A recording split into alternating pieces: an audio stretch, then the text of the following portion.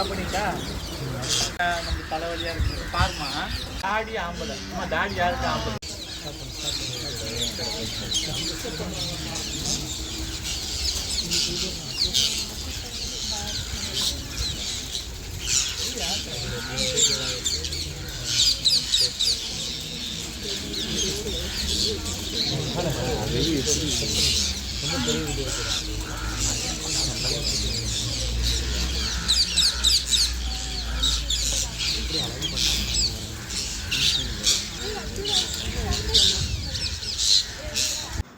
இதே மாதிரி அடுத்து இன்னொரு வீடியோவில் பார்க்கலாம். அது வரைக்கும் டாடா பை ஃப்ரம் அபிநயா.